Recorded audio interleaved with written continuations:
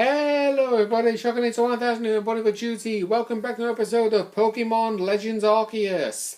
In the last episode, we proceeded further into the storyline after battling our very first Alpha Pokemon, the Alpha Kricketune, to help Stantler's evolution, wrydeer. This time, we're going to be handing in our findings on what we did in the Obsidian Fieldlands prior to doing the Alpha Kricketune task, and press on in our story. So here we now have research level 10 for Rowlet, Shinx, Wurmple, Eevee, and Kricketot. However, we do not yet have it for Bidoof. I thought I actually would have done. 1, 2, 3, 4, 5, 6, 7. Oh, I actually miscounted. So if I defeat 3 more Bidoofs, that should be good enough. However, that's perfectly fine because we can see one of the missions for Bidoof is investigated the Bidoof that bother the village. When you see that under method unknown, that means there is a research task of the particular Pokemon specifically under a side quest.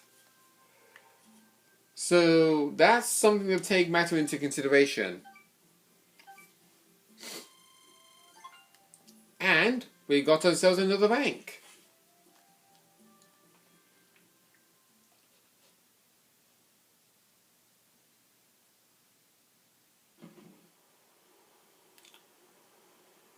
And of course, it's going to be yet another day of eating potato mochi.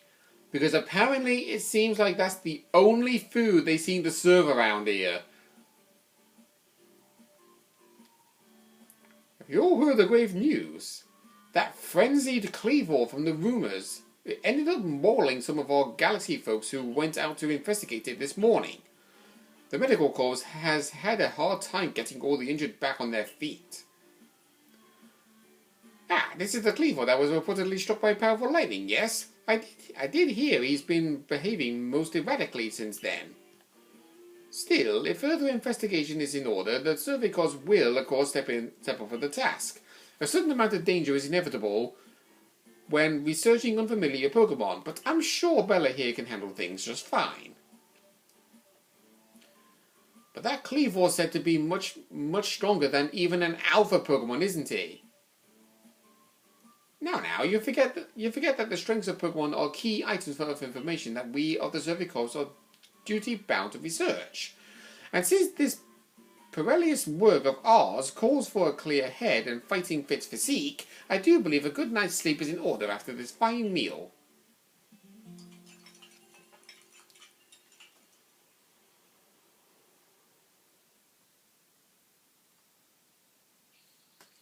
The next day...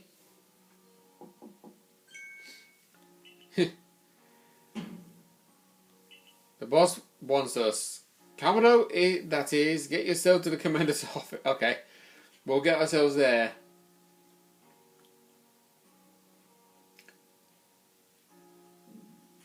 Okay.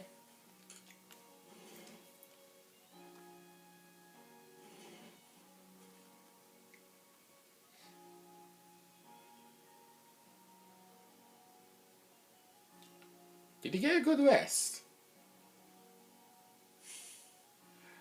Look who's being punctual. Finally realizing you're wasting Almighty Sinnoh's precious time by bowing to a sham.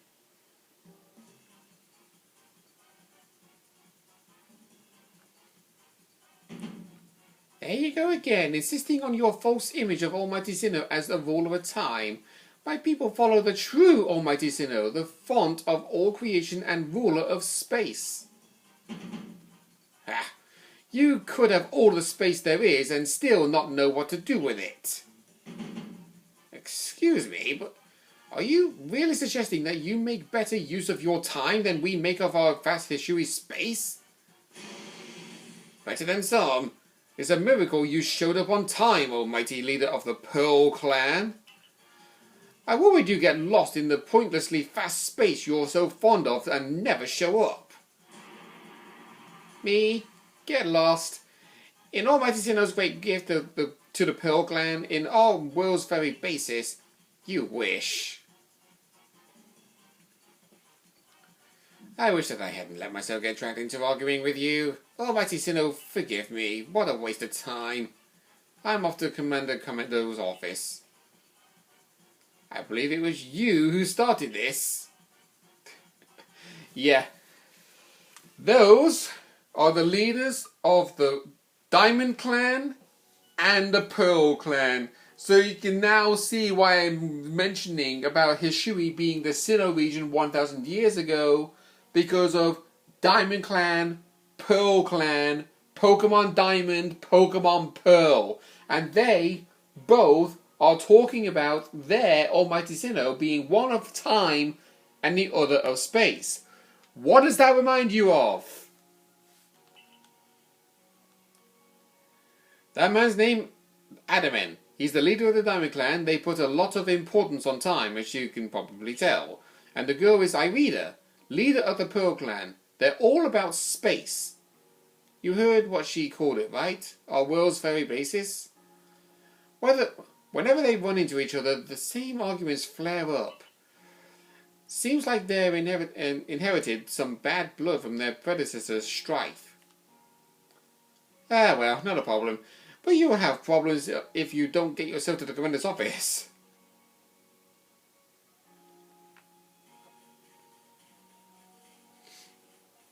Right, let's have a talk to Beauregard.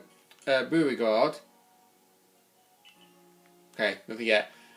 There is another task that Beauregard will actually give you momentarily, but it only happens at a certain point, and I do not recall when it is, but to have it unlocked, you need to actually talk to him at a certain point, otherwise you would never get it. It's kind of crazy, but it is what it is. However, we do actually have a side quest popped up here on Professor Lavington's board, and my god, Professor Lavington, you got a really messy room. Oh, here we go. Bothersome Bidoof. It seems a band of Bothersome Bidoof keeps sneaking into the village and causing trouble. Talk to Sumugi from the security corps and see if you can help set things in order.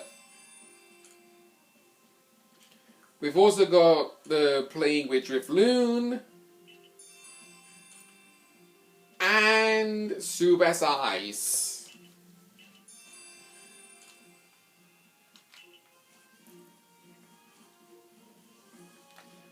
Oh, no. Head up door. And there's another task over here. Yeah, they hand you research tasks left, right, and centre here.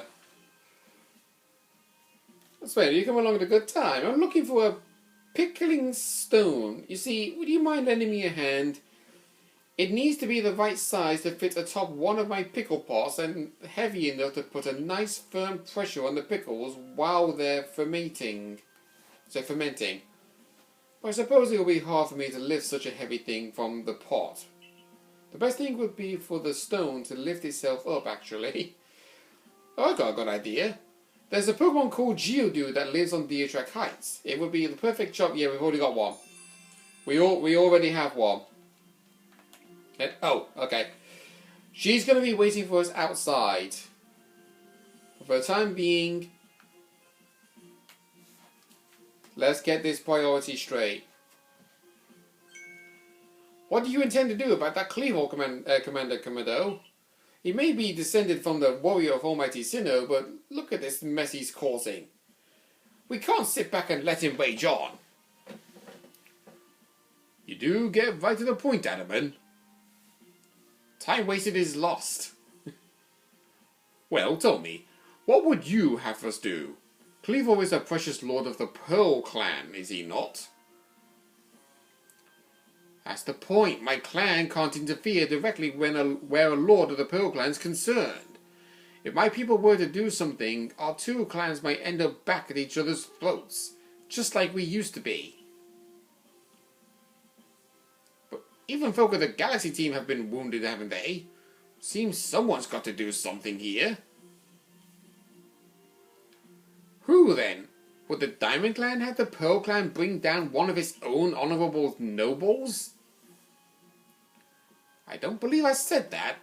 Thought it, maybe. You might as well have said it, you fool! Look, we don't even know what drove Lord Clevo into such a violent frenzy. I'd like to know that myself. This is the first as far as my clan knows, too. I see you've arrived. This is Bella, the newest member of our survey corps. I hear from Mai you earned wrydeer's favor. Good to finally meet you, stranger from the Rift. I'm Adamant, leader of the Diamond... Yeah. Wait. We already know. Thank you. If you came from beyond the space-time rift, could you be from the space where Almighty Sinnoh is said to reside? So, Irida, is caution and foresight are her watchwords, which is why I have trouble believing such a tale. Could you really have passed through that rift? I have a proposition. Why not send this one to study Clevo before deciding what must be done? You'd send this stranger, who supposedly fell from the rift, to study Clevo? This newcomer with no experience? Says a leader with almost no experience. God's sake. Being a good leader isn't a matter of time, it's a matter of embracing Hishui's fastness without fear. Well then, there you have it. If how new you are doesn't matter, then let's give the kid her chance. I'm sold, Commander. Let's try this your way. This should be fun. I'll get to see how good you galaxy folk really are.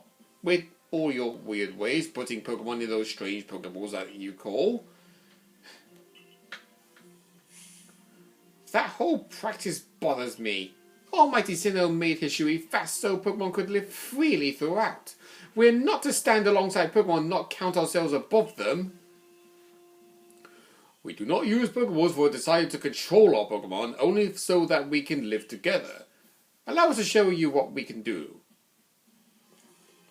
This is your mission now, Bella.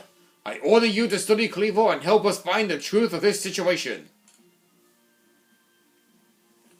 Remember that you are a stranger who appeared one day out of the very sky above us. People are naturally suspicious of your presence here. If you wish to be fully accepted and trusted, you must work hard. Work yourself to the very bone. Well, I said there's no time like the present. The Lord of the Woods Clevo is descended from the Pokemon that was blessed with Almighty Sinnoh's own power.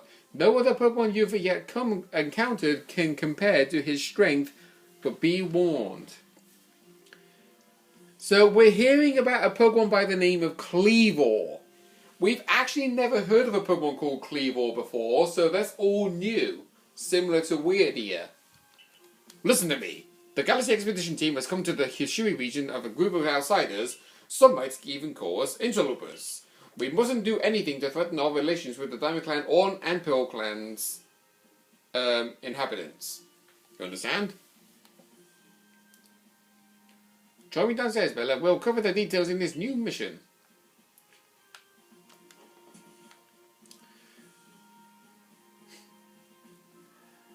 I hope the voice of Kamado did not seem a little bit too overboard or whatever, but I wanted to try and find the perfect voice for it.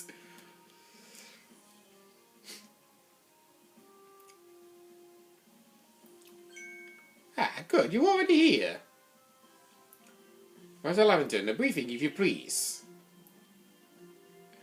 Yes, let's get right to it, so Bella, I understand you've been requested to find out the cause of Clevo's frenzied state. But as you are aware by now, Clevo is a mighty thing, nigh invincible even. The security corps tried throwing Pokeballs at Clevo when they were attacked, but I'm afraid they didn't even come close to catching him. Why would you try to catch a Pokemon that is a Lord of the Pearl Clan? No wonder why Irida is actually questioning the authority about putting Pokemon in Pokeballs. Because you're trying to take their Lord away from them. It seems he's a far thicker opponent than even those aggressive species of Pokemon that cannot be caught outside the battle once they're riled. I'd like to be perfectly clear on this point. This mission will put you in extreme danger. Do you believe you can handle it? Very well. Then let us go over the particulars. The Diamond and Pearl clans revere their nobles because they believe these Pokemon serve their almighty Sinnoh. They leave offerings to express their gratitude to these Pokemon in locations they call the Noble Seas. My God, I am talking way too fast. So perhaps a good starting point for our research could be to find out what sorts of offerings they normally leave there for this Kleavor.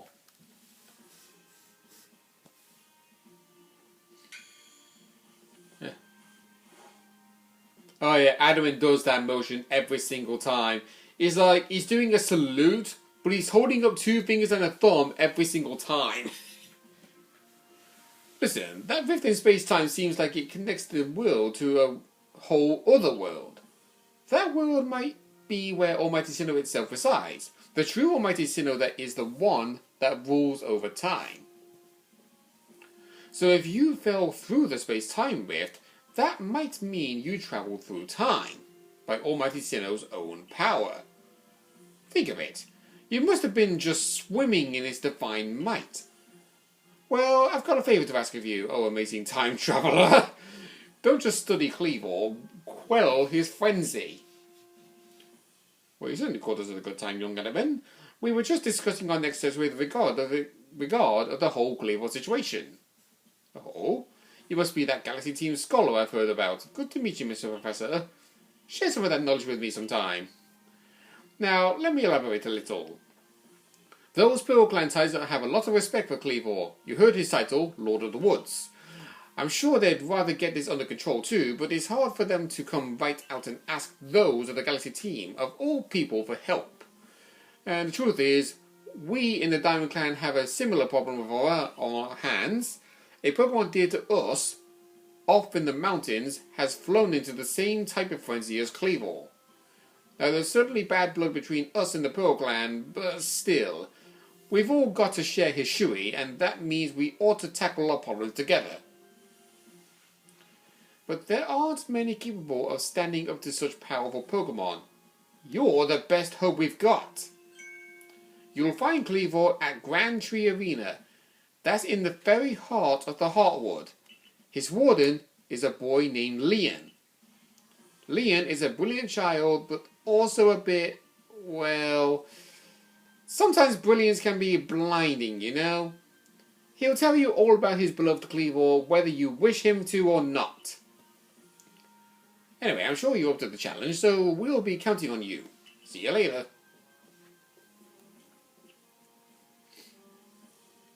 Right, just said his piece and then vanished. It must be finally yeah. That's basically what timekeepers are known to be. So we have our mission. We're going to be pressing onwards. Can't believe that took 18 minutes of just talking. Literally. Oh! This guy. We can now finally talk about why I mentioned in episode 2 why everybody hates this guy. He will mention to you that if at any point you are struggling for space in your satchel, you can pay him money to open up more space for you. But the problem is, it gets more expensive the more times you do it. And there's no limit to when it ends. So it's like 1 minute it'll be 100, then it'll be 2, then it'll be 3.